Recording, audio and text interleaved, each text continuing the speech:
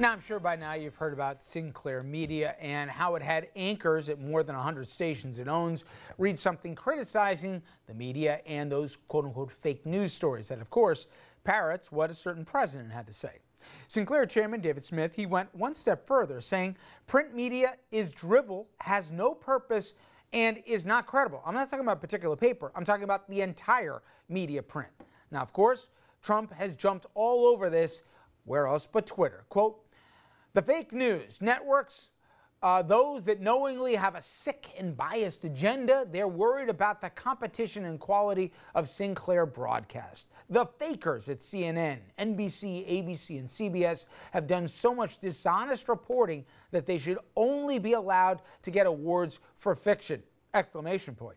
Now, speaking of CNN, the president is against its parent company, Time Warner, merging with AT&T, coincidentally. By the way, the Justice Department in court trying to block said deal. Here again is the president. I'm not going to get involved in litigation, but personally, I've always felt that that was a deal that's not good for the country. I think your pricing is going to go up. I don't think it's a good deal for the country, but I'm not going to get involved. It's litigation. Funny, he didn't have the same concerns when Fox was rumored to have major mergers, but I digress. Now, don't forget about the president's newest feud, his fight with Amazon.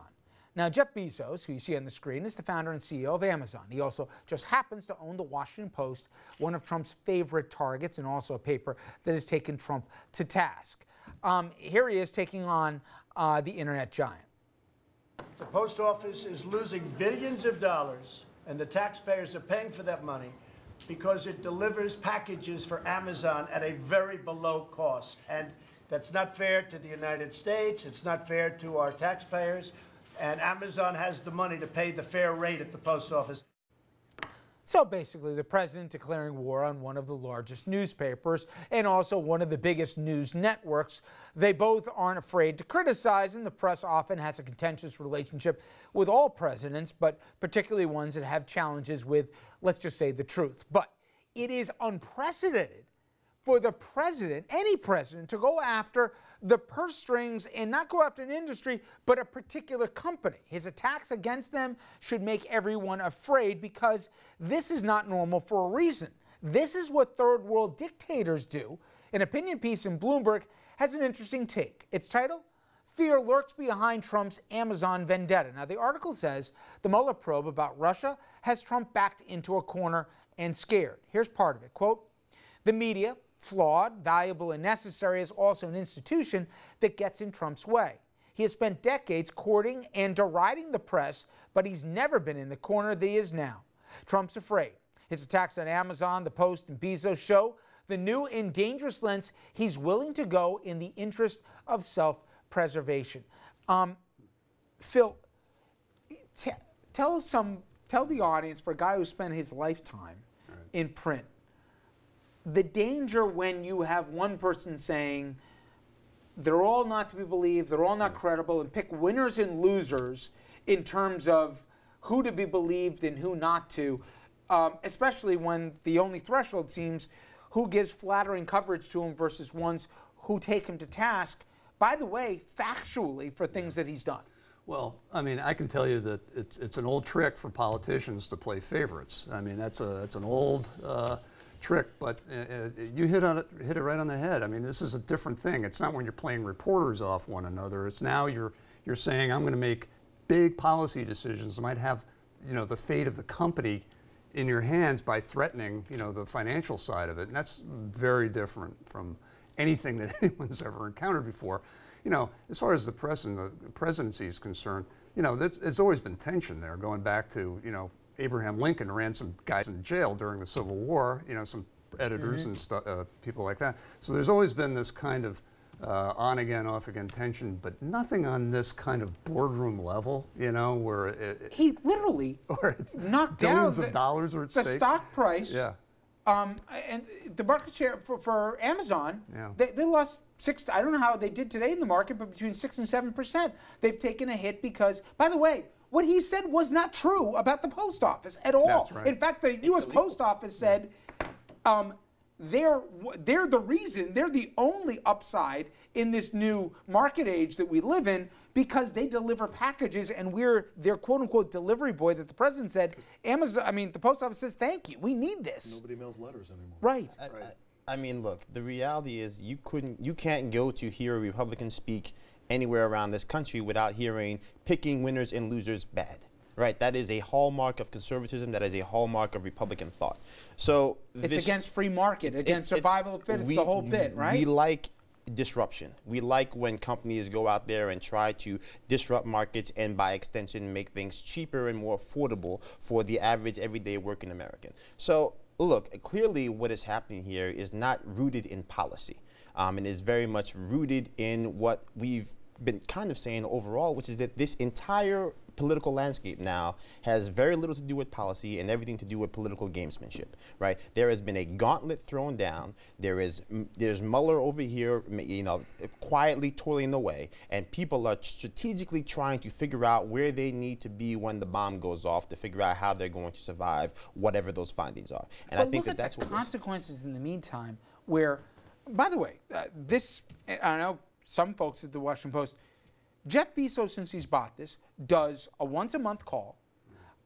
He has never, by anyone's account, made a recommendation for a story, checked on the status of a story, or asked a story to be quashed. And Barron at the paper has said to anyone, we have basically 100 people that if that ever came out, they would die to be the first one to be able to go to the paper and criticize it. By the way, the Washington Post has been critical of Amazon in certain cases. And let's be clear, a couple of years ago when Murdoch bought the Wall Street Journal, I had my concerns, but you know what? I think they basically stayed true to who they are for the most part. So you can be owned by a corporate titan if you're not beholden to the titan, and the president has zero evidence that Bezos has done anything there, but yet the president said last week they should have to register as a lobbyist. Why? Because they gave him bad press. But Andrew, it goes one step further. We're now hearing reporting. We all knew that the president watches Fox and Friends every day, okay? And he gets policy from Fox and Friends. We know this because immediately after seeing something on TV, he immediately tweets it. But it goes one step further. Apparently, he's got Lou Dobbs not only on speed dial, he brings him into conference calls with his inner circle, and he shares confidential information with a Fox host, and then not only clues him in on it, but then takes that advice and acts on it. Is he legally allowed to do that? Of course he is, I suppose, if he's not giving up confidential information. But that's scary. Yeah, I mean, is it significantly scarier than taking a CNBC host and making him your top financial advisor, or, taking a guy who makes appearances on Fox News all the time and making him your national security advisor? It's sort of more of the same. Again, he likes the people who are on TV. Look, Who's next, Jeanine? Could very well be. Hey. Could be as the communications director or press secretary. No, how about She's just as Attorney General? Or how about driver, because you can go 130 miles an hour. I'm kidding. But look, the issues with Amazon squeezing out competition with local stores is a legitimate concern. There may also be legitimate concerns about the Time Warner-CNN merger. But does anybody actually think that the Trump Justice Department will weigh those based on the merits as opposed to the political pressures or the pressures that are coming from the president himself, his personal agenda? Absolutely. He couldn't care less who merged with whom. But the idea that CNN is giving him a hard time or holding his feet to the fire, what does he do? And to me, it's more dangerous than just a tweet. He literally is impacting shareholders, by the way. It's not just Jeff Bezos he's hurting. I mean, if in my 401k I got Amazon, he's hurting me because he doesn't like what the Washington Post reported, which isn't even Amazon. Well, I mean, again, if you look at just the uncertainty, the havoc that's been wreaked in the markets over the last 2 weeks, really going from Amazon, we start talking about tariffs.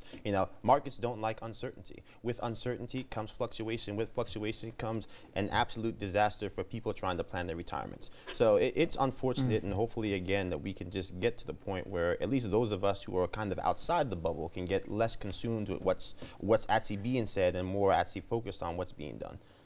Well, I promise, only one more Trump thing, and then we'll get to some stuff closer to home. Immigration, huge story today here, and the president's frustrated. People are frustrated about the uncertainty, but when it comes all down to it, nearly 1 million dreamers are in limbo, and the president all over the place on the issue. The only place he's not is in that population's corner the same folks he said he was going to have a bill with love for them. I don't see it. We're going to take a look at the latest plan and what it could all mean.